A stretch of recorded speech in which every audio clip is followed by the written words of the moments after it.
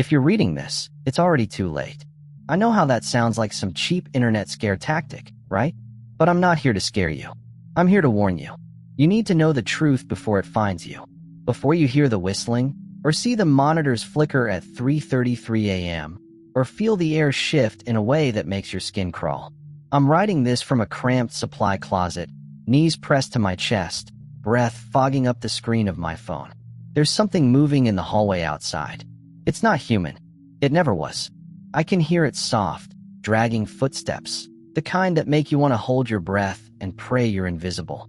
Every so often, it stops, and the silence is worse than the sound. I don't know if it's listening for me, or if it already knows exactly where I am. My heart is pounding so loud I'm sure it can hear me. I keep thinking about the rules. The stupid, impossible rules they gave me on my first night. Never leave your post after midnight. Don't answer the phone if it rings twice. If you hear whistling, hide. I followed them. I swear I did. But it wasn't enough. There are things I can't explain, things I'm not supposed to tell you. But if you're here, you're already in danger. Maybe you saw the job posting. Maybe you're desperate, like I was. Maybe you think you're smarter, or braver, or just luckier. You're not. No one is. Don't take the job. Don't follow the rules. Don't even think about it. But it didn't start like this.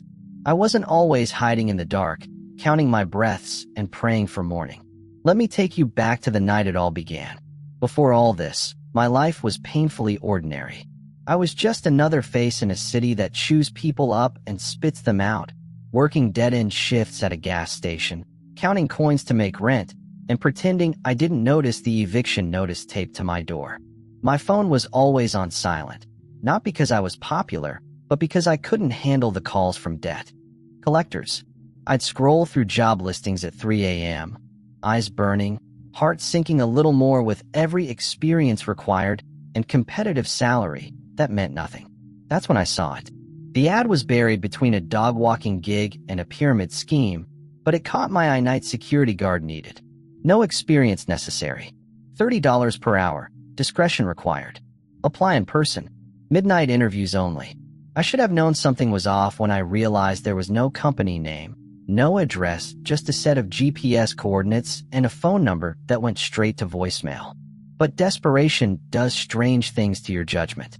I told myself it was probably some rich guy's private art collection, or maybe a new club trying to keep things hush-hush.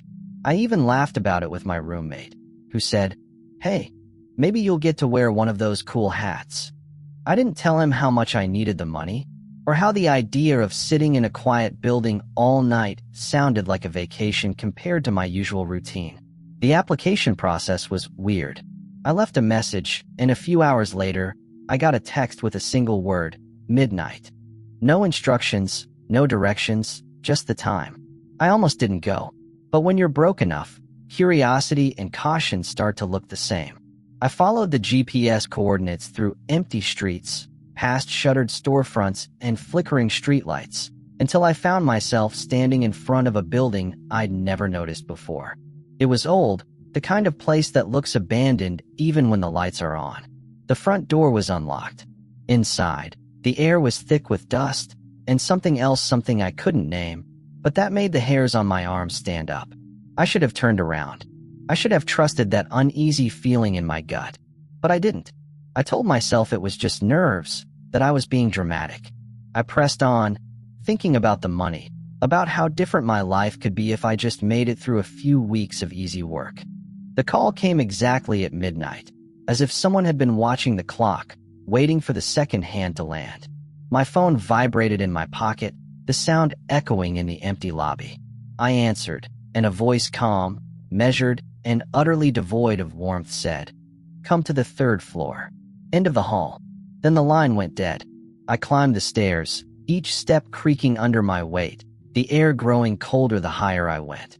At the end of the hallway, a single door stood open, spilling yellow light onto the cracked linoleum. Inside, a man sat behind a battered desk, a clipboard in front of him. He looked up as I entered, his eyes sharp and colorless, like old glass. He didn't smile. "Sit," he said, gesturing to a metal chair across from him. I sat, trying to look more confident than I felt. He studied me for a moment, then slid the clipboard across the desk. You'll want to write these down. Your life depends on it. I almost laughed, thinking it was some kind of hazing ritual. But his face didn't change. He waited until I picked up the pen, then began reciting the rules in a flat, unhurried voice, as if he'd done this 1,000 times before. Rule 1. Never leave your post after midnight. No exceptions. Rule 2. If the phone rings twice, do not answer it. If it rings 3 times, answer and say, "I'm still here." Rule 3. Do not look at the security monitors at 3:33 a.m. Turn them off at 3:30 and turn them back on at 3:35. Rule 4. If you hear whistling, hide immediately. Do not come out until the whistling stops. Rule 5. If you see a woman in a red dress in the lobby, do not speak to her. Do not make eye contact. Rule 6.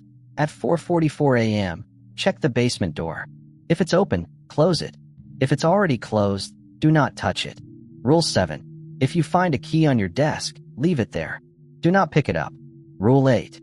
If you see your own reflection wave at you, leave the building immediately. Rule 9. Never, under any circumstances, go to the roof. Rule 10. If you make it to sunrise, leave through the back exit. Never use the front door after dawn. He paused, watching me scribble the last rule with shaking hands. The silence stretched, heavy and expectant. "Do you understand?" he asked. I nodded, my mouth suddenly dry. Are these, like, safety protocols for insurance or something? He didn't answer. Instead, he leaned forward, his eyes boring into mine. "Some rules I still don't understand. Some I wish I'd never learned. But you will follow them. All of them. If you want to see another sunrise." I tried to laugh it off, but the sound died in my throat. The room felt smaller, the air thicker. I glanced at the rules again, half expecting to see a punchline at the bottom, something to break the tension. There was nothing but the list, each line written in the same precise, blocky handwriting. He handed me a set of keys and a flashlight. "Your shift starts now. The control room is down the hall, last door on the left. Don't wander. Don't get curious. Curiosity is dangerous here." I stood, my legs unsteady. "What happens if I break a rule?" He looked at me for a long moment, then said, "You won't get a second chance." I left the office, the rules clutched in my hand, my mind racing. It felt like a prank, or maybe some elaborate psychological test. But the way he'd looked at me like he was already mourning me made it hard to laugh. I walked down the hall, the keys jangling in my pocket, the list of rules burning in my mind. Some of the rules made no sense. Some felt like riddles, or warnings from a dream I couldn't quite remember. I told myself it was just a job, just another night. But deep down, something cold and sharp was settling in my chest. I thought it was a joke. I was wrong.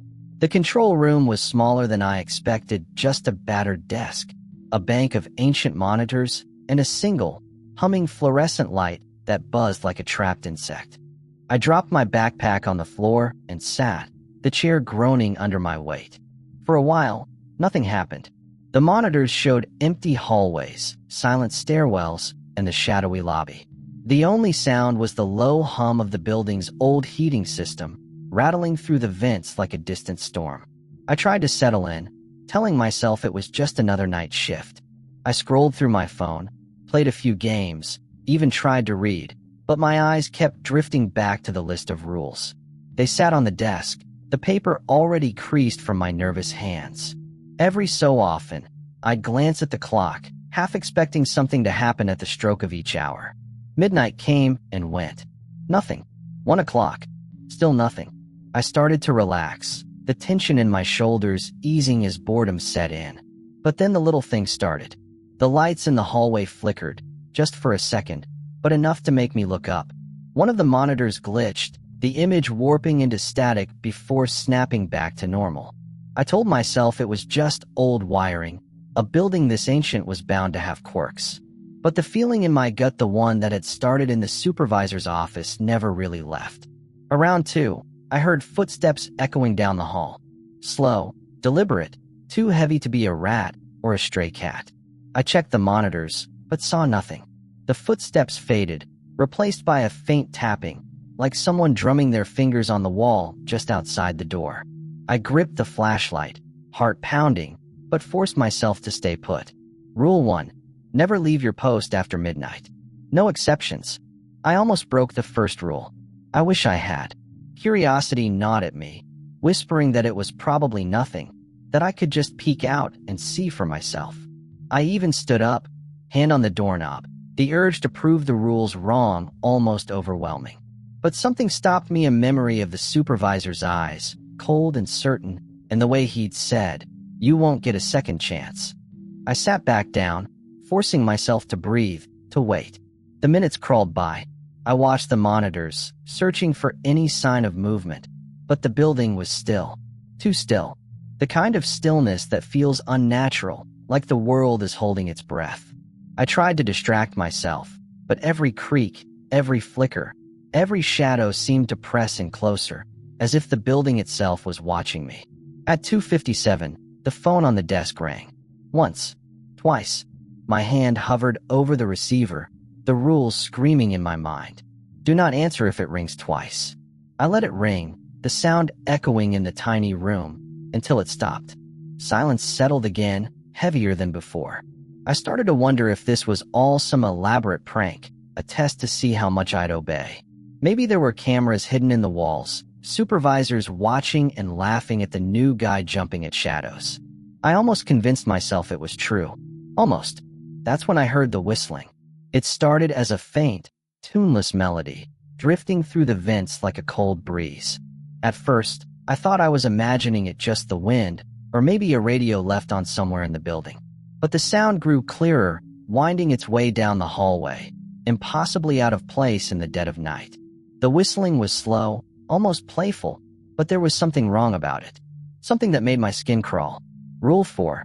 If you hear whistling, hide immediately. Do not come out until the whistling stops. My body moved before my mind caught up. I grabbed the flashlight and ducked under the desk, heart hammering so hard I thought it might give me away. The whistling grew louder, echoing off the walls, impossibly close. I squeezed my eyes shut, pressing myself into the shadows, trying to make myself as small as possible. The footsteps returned, slow and dragging, accompanied by that awful, lilting tune. I could hear it moving past the control room door, pausing just outside. The handle rattled, once, twice, as if testing to see if it was locked. I held my breath, every muscle in my body screaming to run, to do anything but stay hidden. The whistling never faltered, never missed a note. Then, through the static of my radio, a voice crackled to life. "Hey, is anyone else hearing that?" What the hell is the voice? Belonged to another guard, someone I'd met briefly during orientation. His tone was shaky, confused. "I'm going to check it out. Maybe it's just some kid screwing around." I wanted to shout at him, to warn him, but my mouth was dry, my tongue glued to the roof of my mouth. The whistling grew louder, sharper, as if it was right outside his door now. The radio hissed. Then his voice came through again, panicked. "Wait, what is that? Who's there?" "Hey," I heard him scream. Then, silence. The whistling faded, drifting away down the hall, growing softer and softer until it was gone. I stayed under the desk, barely breathing, counting the seconds. 5 minutes. 10. Only when I was sure the building was silent again did I crawl out, legs shaking so badly I could barely stand. I tried the radio, whispering his name, but there was no answer. Just static and the faint echo of my own voice. I checked the monitors, searching for any sign of him, but the hallways were empty. It was as if he'd never been there at all. I never saw him again. But sometimes, late at night, when the building is quiet and the shadows are long, I hear his voice on the radio. Just a whisper, just a fragment, but enough to make me wonder if he's still out there somewhere, trapped in the dark with whatever walks these halls. After that, I never doubted the rules. After the whistling, the control room felt less like a safe haven and more like a cage. I kept the door locked, the flashlight within reach, and the rules propped up in front of me like a talisman. Every so often, I'd catch myself glancing at the monitors, half expecting to see someone lurking just out of frame. But the screens only showed the same empty corridors, the same flickering lights, the same silent, unmoving doors. Still, I couldn't shake the feeling that I was being watched. Not just by the cameras, but by something behind them, something that knew I was there and was waiting for me to slip up. The hours crawled by, each minute stretching longer than the last. I tried to distract myself, counting ceiling tiles, reciting the rules under my breath, anything to keep my mind from wandering. At 3:25, I remembered Rule 3. Do not look at the security monitors at 3:33 a.m. Turn them off at 3:30 and turn them back on at 3:35. It sounded ridiculous, but after what happened with the whistling, I wasn't about to take chances. I watched the clock, my finger hovering over the power switch. At exactly 3:30, I turned off the monitors. The room plunged into a deeper kind of darkness, the only light coming from the sickly glow of the hallway outside. I sat in the silence, every nerve on edge, listening for any sign that I'd made a mistake. But the silence was worse. Without the soft hum of the monitors, every sound in the building seemed amplified: the creak of the pipes, the distant groan of settling beams, the faint, rhythmic tapping that I couldn't quite place. I stared at the blank screens, fighting the urge to turn them back on, just for a second, just to make sure nothing was creeping up behind me. The compulsion was overwhelming. My mind conjured images of things moving in the dark, shapes flickering just out of sight. I thought I saw something in the reflection of the blank screen, a shadow, tall and thin, standing behind me. I spun around, heart in my throat, but the room was empty. Still, the feeling lingered, a cold weight pressing down on my chest. I started to wonder about the cameras themselves. There were feeds for every floor, every hallway, every stairwell. But there were also cameras in places that made no sense: storage closets, empty offices, and the basement. Especially the basement. I'd never seen anyone go down there, never heard anyone mention it, but the feed was always on, always showing the same heavy door at the bottom of a flight of concrete steps. Sometimes, I thought I saw movement in the shadows, something shifting just out of frame. But when I blinked, it was gone. Why were there cameras in the basement if no one ever went there? Who was watching, and what were they hoping to see? I still don't know what's in the basement. I'm not sure I want to. At 3:35, I turned the monitors back on. The screens flickered to life, showing nothing but empty halls and silent rooms. I let out a shaky breath, relief and dread mixing in my chest. I'd followed the rule. I was still here, but the rules kept getting stranger. I lasted 3 nights before I couldn't take it anymore. The rules, the shadows, the things I almost saw on the monitors, it was all starting to eat at me. I needed answers, or at least someone to tell me I wasn't losing my mind. So, when my shift ended and the sun was just starting to bleed through the dirty windows, I went looking for the supervisor. I found him in his office, hunched over a mug of coffee that looked as old as the building itself. He didn't look surprised to see me. If anything, he looked tired, like he'd been waiting for this conversation. "You think you're the first?" he said, not even glancing up. "You're not even the 100th. I sat down across from him, the list of rules clutched in my hand. "What is this place? What's really going on here?" he snorted, a dry, humorless sound. "You want the truth, or something that'll help you sleep at night? I want to know why I'm following rules that make no sense. Why I'm hiding from things that shouldn't exist. Why I hear voices on the radio that sound like people who aren't here anymore." He finally looked at me, his eyes bloodshot and rimmed with dark circles. "You ever wonder why the pay's so good? Why the ad never lists the company name? Why the only people who stick around are the ones?" I didn't answer. He took a long sip of coffee, then set the mug down with a sigh. "This building's been here longer than the city. Longer than the roads, the power lines, all of it. They built around it, tried to pretend it was just another piece of real estate. But it's not. It's a crossroads, I guess you'd call it. A place where things slip through. Things that don't care about locks or alarms or security guards." I tried to laugh, but it came out shaky. "So what?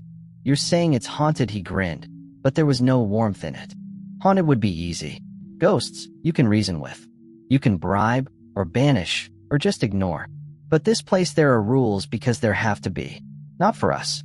For them." I stared at him, the weight of his words settling over me like a shroud. "Who makes the rules?" He shrugged. "Some things are older than the building. Some things make the rules. We just follow them and hope it's enough." I looked down at the list, my hands trembling. "And if it's not?" He leaned in, lowering his voice. Then you end up like the others. The ones you hear on the radio. The ones who don't leave at sunrise. The ones who think they're smarter than the rules. A bitter laugh escaped him. You know, I used to think I could figure it out. Find a loophole, a way to beat the system. But the rules change. They adapt. Every time someone breaks one, something shifts. That's why there's always a new list. Always a new guard. I swallowed hard. The room suddenly colder. Why me? He looked at me for a long moment, then said, because you answered the call. Because you needed the job. Because you're here, and that's all it takes. I wanted to ask more, to demand real answers, but he cut me off with a wave of his hand. There's one rule I never wrote down. Not on paper, not for anyone. But you should know it, if you want to last. I leaned in, desperate. What is it? He hesitated, then said, if you ever hear someone calling your name from the basement, no matter what, don't answer. Don't go down there. Not for anything. A chill ran through me. Has that happened to you? He looked away, his voice barely above a whisper. Once. I didn't go, but I still hear it sometimes. Late at night, when the building's quiet. Sounds like my mother, or my wife, or myself. He stood, signaling the conversation was over. You want to survive? Follow the rules. All of them. Even the ones you don't understand. Especially those. I left his office with more questions than answers, the unwritten rule echoing in my mind. I told myself I'd listen. I told myself I'd be careful. That night, I broke it. I wish I could say I broke the rule out of bravery, or even stupidity. But the truth is, it was desperation. The kind that creeps in after too many sleepless nights, too many hours spent listening to the building breathe and waiting for something to go wrong. I'd been so careful, clinging to the rules like a lifeline. But the longer I stayed, the more the lines blurred. The rules started to feel less like protection and more like a cage. It happened on my 5th night. The shift started like any other, me alone in the control room. The monitors flickering, the list of rules propped up in front of me. I'd started to memorize them, reciting them under my breath like a prayer. But that night, something was different. The air felt heavier, charged with a static that made the hairs on my arms stand up. The lights flickered more than usual, and the building seemed to groan and settle around me, as if it was waking up. At 2:30, the phone rang. Once. Twice. I didn't answer. I never did. But this time, it rang a 3rd time. My hand shook as I picked up the receiver and whispered, I'm still here. The line went dead, but I could have sworn I heard breathing on the other end, slow, ragged, almost human. I tried to shake it off, but the feeling of being watched grew stronger. I checked the monitors, searching for movement, but the halls were empty still. I couldn't shake the sense that something was waiting for me to slip up at 3:28. I turned off the monitors, just like the rules said. I sat in the dark, counting the seconds, listening to the building creak and sigh. But then, from somewhere deep below, I heard it, a voice, faint and distant, calling my name. At first, I thought I was imagining it, just my mind playing tricks on me. But the voice grew louder, more insistent, echoing up through the vents. Help me, it pleaded. Please. I'm trapped. I need you. It sounded like my mother. The way she used to call me in from the yard when I was a kid, her voice warm and familiar. But there was something wrong with it, an edge of desperation, a note of hunger that made my skin crawl. I pressed my hands over my ears, trying to block it out, but the voice only grew louder. Please. I know you can hear me. Just come down. Just for a second. I knew the rule. If you ever hear someone calling your name from the basement, don't answer. Don't go down there. Not for anything. But the voice wouldn't stop. It begged, it pleaded, it wept. It promised things, answers, freedom, forgiveness. I tried to hold out, but the pressure built until I couldn't take it anymore. I stood, grabbed the flashlight, and left the control room, the rules forgotten in my panic. The hallway stretched out before me, longer than it should have been, the lights flickering in time with my heartbeat. I stumbled down the stairs, each step echoing like a gunshot. The basement door was open, just a crack, but enough for the voice to slip through. I pushed it open and stepped inside. The air was freezing, thick with the smell of earth and rot. The stairs spiraled down, farther than they should have, the darkness pressing in on all sides. I could hear the voice, closer now, whispering my name over and over. I followed it, unable to stop myself, my feet moving of their own accord. At the bottom, the world twisted. The walls pulsed and breathed, the floor rippling beneath my feet like water. Shadows crawled along the ceiling, reaching for me with fingers made of smoke and teeth. The voice was everywhere, echoing off the walls, inside my head, behind my eyes. Time lost all meaning. I ran, I stumbled, I fell. The basement stretched on forever, looping back on itself. Doors leading to nowhere, stairs that climbed and descended at the same time. I saw things I can't describe, things I can't forget. Faces in the dark, mouths stretched wide in silent screams. Hands reaching out, brushing my skin with icy fingers. My own reflection, grinning at me from the shadows, its eyes black and bottomless. I tried to scream, but no sound came out. The rules were gone, meaningless in this place. The building was alive, hungry, and I was just another meal. I don't know how long I was down there. Minutes, hours, days, it all blurred together. But somehow, I found my way back. I stumbled up the stairs, through the twisting halls, back to the control room. The monitors flickered to life, showing the sun rising over the city. I was shaking, covered in sweat and dust, my mind frayed at the edges. I barely made it out. But I wasn't alone. I made it out, but I can't say I survived. Not really. The sun was up when I stumbled through the back exit, blinking against the light, my mind still tangled in the basement's impossible geometry. I remember the way the air felt thin, sharp, like I'd surfaced from deep underwater. I remember the city waking up around me, people going about their lives, oblivious to the nightmare I'd just crawled out of. I wanted to scream at them, to warn them, but the words stuck in my throat. I quit that morning. I didn't go back for my last paycheck, didn't answer the supervisor's calls, didn't even pack up my things. I just left. But the building didn't let me go. Not really.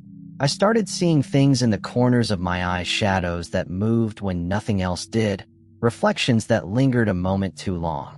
Sometimes, late at night, I'd hear the whistling again, faint and far away, threading through the cracks in my apartment walls. I'd wake up with dirt under my fingernails, the taste of earth in my mouth, and no memory of how I got there. I tried to warn people. I posted online, told friends, even called the police once. They all thought I was crazy. It's just a job, they said. You're just stressed. But I know what I saw. I know what I heard. And I know the rules are real. I see the job postings everywhere now, different names, different pay, but always the same requirements.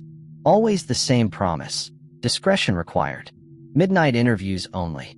Sometimes I think the building is hungry, that it needs new guards, new victims. Sometimes I think it's not just the building, that there are other places, other rules, other traps waiting for people desperate enough to answer the call. I see the signs now. The way the postings vanish after a few days. The way people disappear, their names erased, their lives scrubbed clean. I see the way the rules spread, whispered from one unlucky soul to the next, a contagion of secrets and fear. I wonder how many of us are out there, haunted and hunted, trying to warn the world before it's too late. If you get the call, don't answer. Burn the letter. Forget you ever heard about this place. Don't let curiosity get the better of you. Don't think you're different, or smarter, or luckier. You're not. No one is. The rules don't care who you are. They only care that you follow them or that you break them. But I know you won't listen. I didn't. If you're reading this, it's already started. Maybe you found this post by accident. Or maybe you were looking for answers. Maybe you're just another night owl scrolling through stories, thinking none of it could ever happen to you. That's what I thought too. But the truth is, the rules don't care about what you believe. They only care that you're paying attention. I wish I could tell you that sharing this story is enough to keep you safe. I wish I could say that warning you will break the cycle, that you'll never see the job posting, never feel that cold, hungry curiosity gnawing at your insides. But I can't. The building is still there. The rules are still waiting. And somewhere, right now, someone is reading a message just like this one, thinking it's all a game. There are more rules. I just haven't learned them all yet. Some of them change. Some of them hide in the spaces between words, in the static on the radio. In the dreams you can't quite remember when you wake up. I keep a list now, taped to the back of my bedroom door, just in case. I add to it every time I hear a new voice, every time I see a new shadow. I don't know if it helps, but it makes me feel like I'm doing something. Like I'm not completely helpless. If you've seen anything like this, if you've worked a job with rules that don't make sense, or if you've heard the whistling, or if you've ever felt like something was watching you from the dark, leave a comment. Share your story. Maybe together, we can figure out what's really going on. Maybe together, we can survive. Or maybe we're just giving it what it wants: attention, fear, belief. I check my inbox every morning now, even though I know I shouldn't. I tell myself I'm just being careful, just making sure. But today, there was a new message. No subject line, no sender. Just a single word: midnight. My hands are shaking as I write this. I don't know if it's for me, or if it's just the building's way of reminding me that I never really left. There's a knock at my door. 3 slow, deliberate taps. I freeze, every instinct screaming at me to run, to hide, to follow the rules I haven't even learned yet. But I know it's too late. The cycle always finds a way to start again. Some rules you only learn when it's too late.